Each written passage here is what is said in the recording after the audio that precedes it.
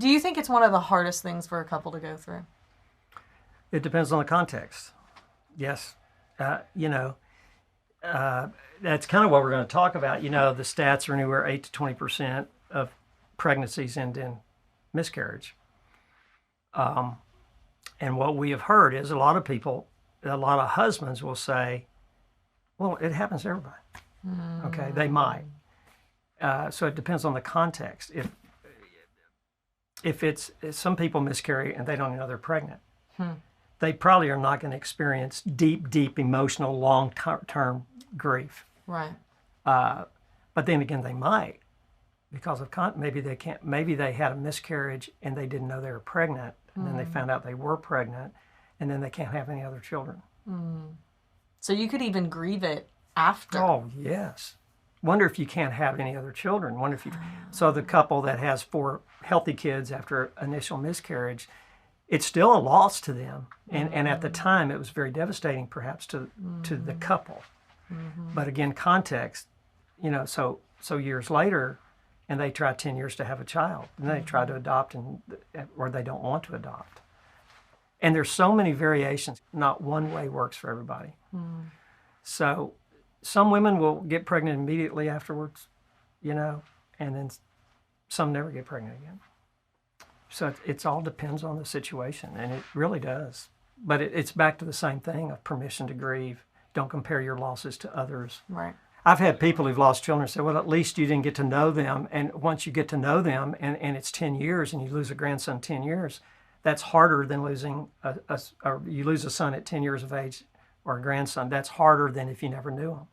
Well, in one sense, it's different because it's a stop in a familiar pattern of behavior. If one of our kids loses a child that's 10 years old, that's 13 years old, their whole life switches.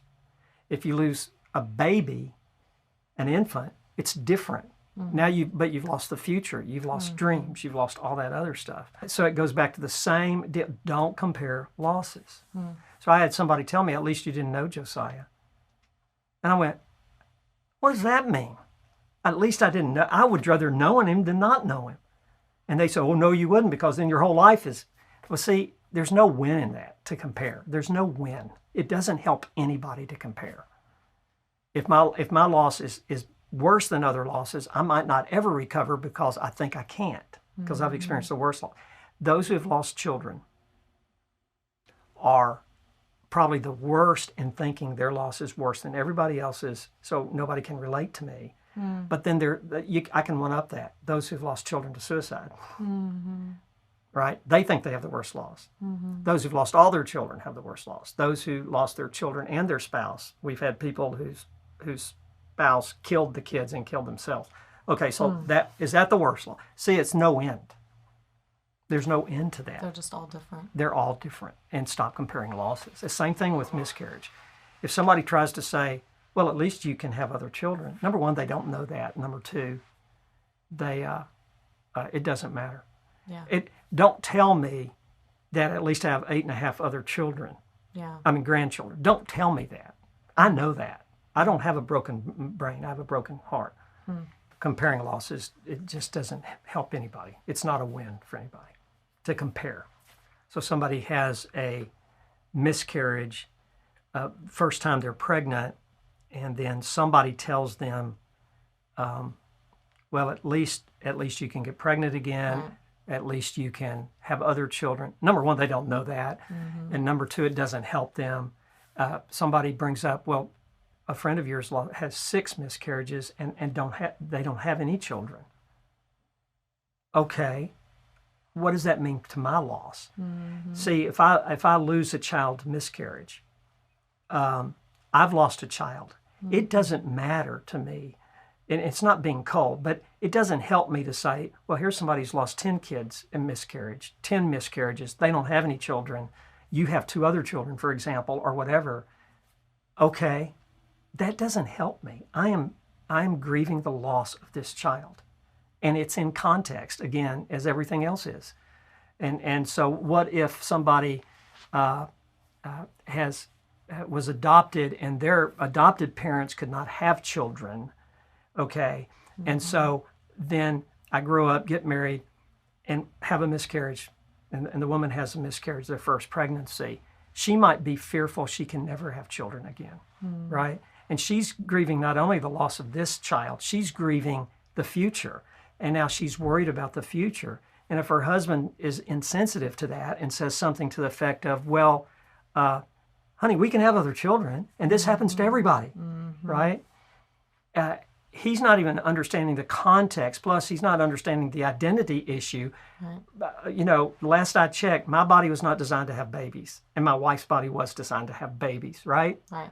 It could become her whole identity. Yeah. And now what she thinks she can be good at, like being a mom, is taken away from her. And if she has fear that maybe she can never have children, okay, then that's context. Yeah. We had really good friends when we were in the military, and the wife was like, all she wanted was to get pregnant and have a kid. And, so for the first 7 years of their marriage, they were moving a lot. He was in flight school. I mean, it was pretty crazy.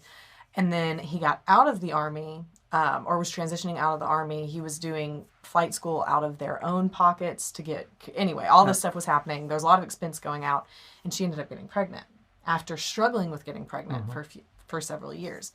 And at first her husband, was excited. She ended up having a miscarriage.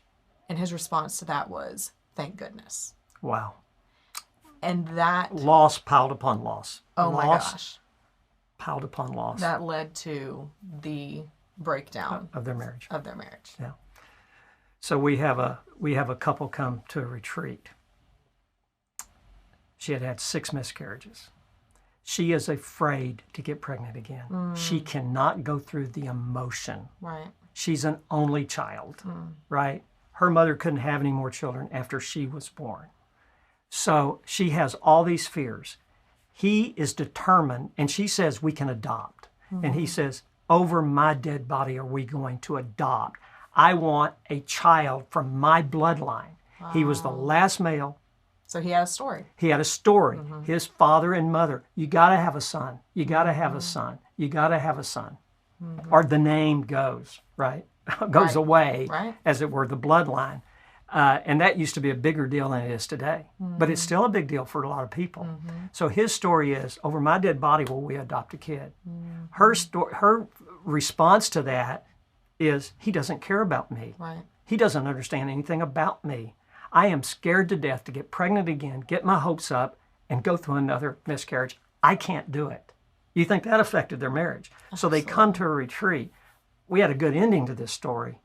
When he gave his wife permission to grieve the way she needed to grieve and started to understand her lost story, because in our retreats, everybody has to go through a lost story, their lost story.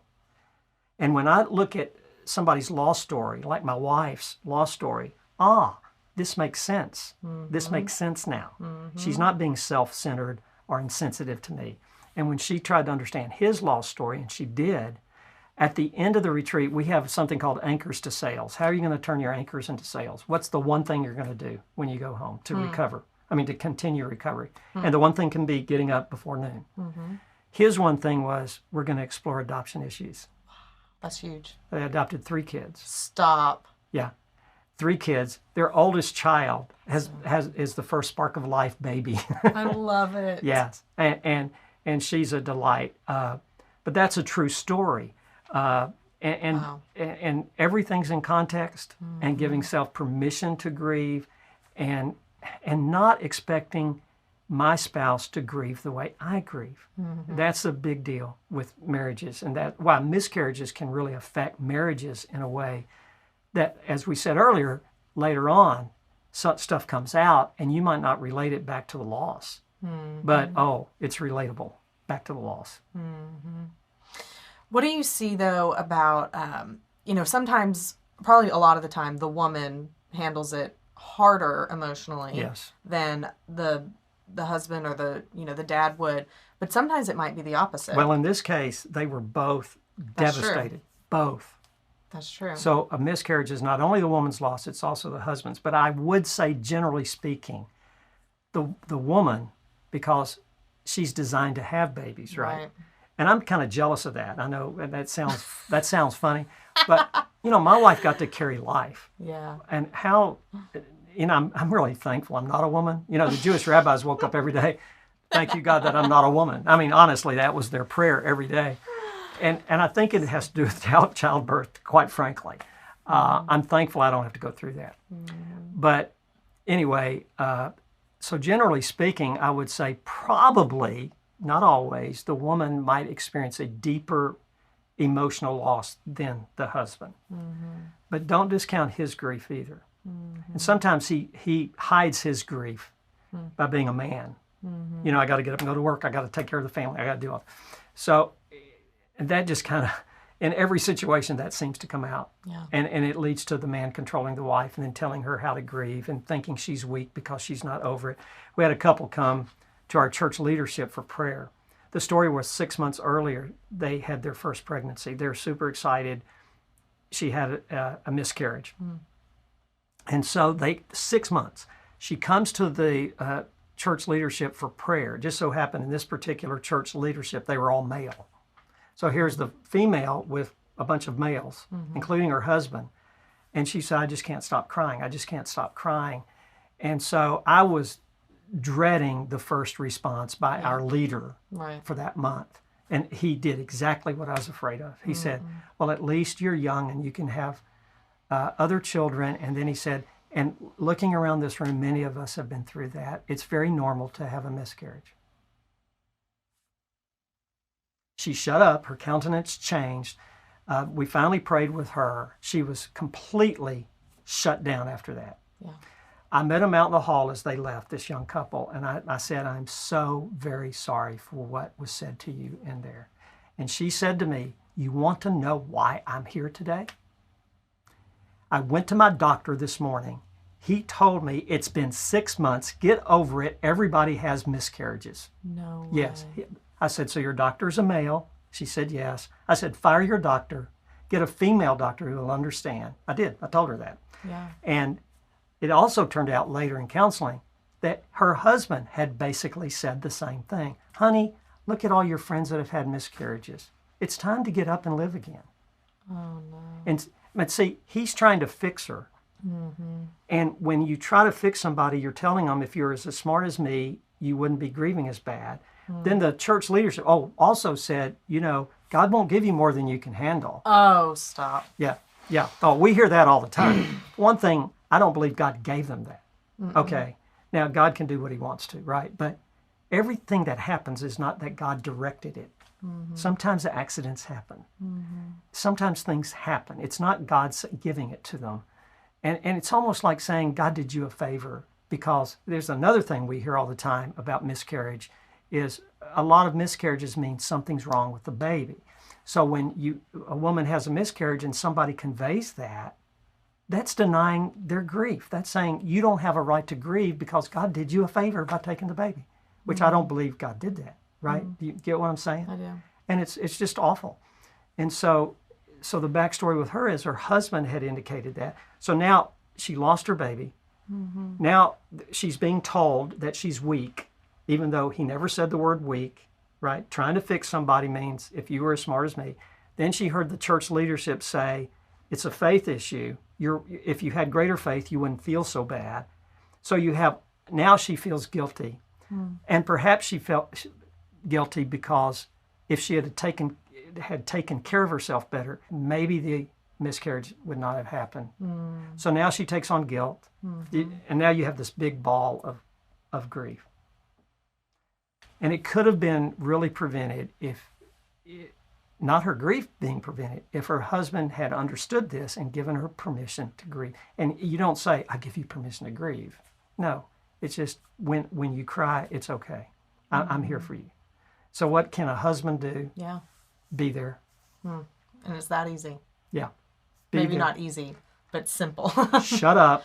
Yeah. Be there. Pies, right? How do you be there? Physically, intellectually, emotionally, spiritually. Let them grieve. The first person that came to one of our retreats, first retreat we ever had back in 2009, first retreat, a grief retreat. She walks in the room. She had lost a baby to stillbirth, okay? Which it's similar to a miscarriage. I mean, there's so many different levels of this. She had lost a child to stillbirth, and she said, I want everybody to know that if this is a religious retreat, I'm out of here because I hate God. Mm-hmm. So if somebody says, I hate God, mm-hmm. what should you do? I'm scared to answer. What should we do? Well, the right way, I don't know. Shut up. Be there. Yeah. And say, I'm so sorry. You're welcome here. I should not try to talk her out of her feeling of hating God. Because there's always a story behind it. There's always a story. On Sunday at the retreat at the end, she said, I want everybody to know I don't hate God anymore. I'm not real fond of him, but I don't hate him anymore. That's progress, right? That's huge progress. It's normal and natural response to loss. And so it's okay. So at our retreats, we're just there for them. Mm-hmm. Nobody condemns anybody at our retreats because everybody's there with loss. Mm-hmm. So it's okay for you to have your feelings. So a husband, it's okay. In the case of the couple where he was adamant about adoption, not adopting, and she was adamant about not getting pregnant again, they both needed to give each other grace and let them grieve. Mm-hmm. Okay? And not assume the person is being self-centered or insensitive. They come across that way, but that's not what's really happening. It's back to the core issue. What is really the core here? Right. What's going on? And what you've talked about before is the acronym CPR. Yeah. So in this situation, it would be you're finding the context. You're finding out that backstory. Right. That's right. You're given the permission to grieve. Right. And then restart. And you could say reframe.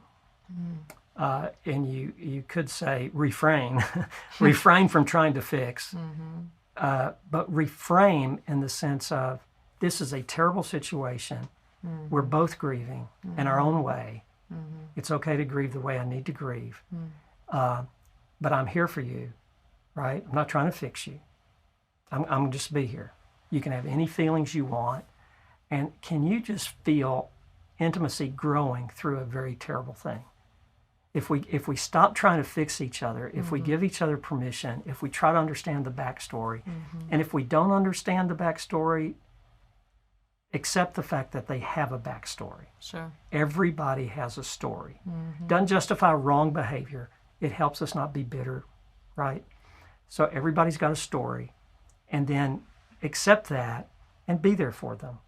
And that person who's really struggling in their grief can restart easier.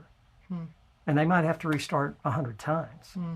But restarting every time, they're in a healthy progress out of that pit of grief if they have permission to grieve in the way they need to grieve. And if they don't feel judgment, see, grievers feel, what's wrong with me? They think this. What's wrong with me?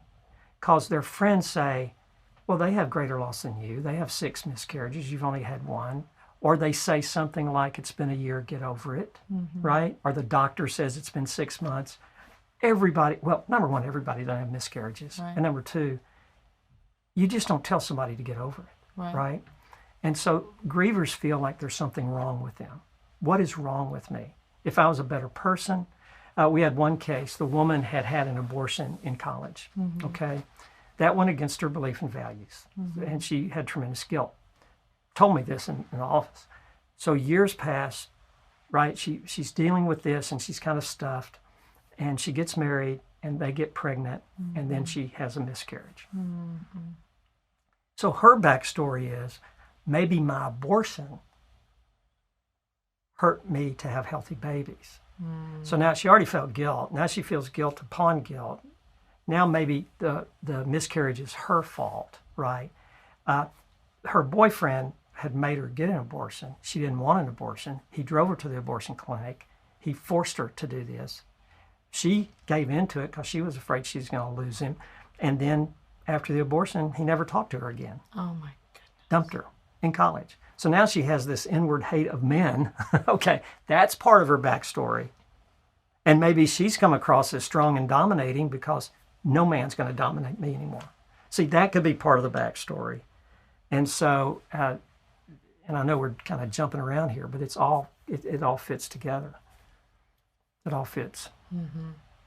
So what would you tell a woman listening to this? So not the husband, but it's the woman who's saying, my husband doesn't get it. They're not hearing me. What can she do? I think that's tough, right? It's easy for me to give answers, and I understand how complex it can get because of all the stuff we've said. I think, first of all, she has to give herself permission to feel the way she feels.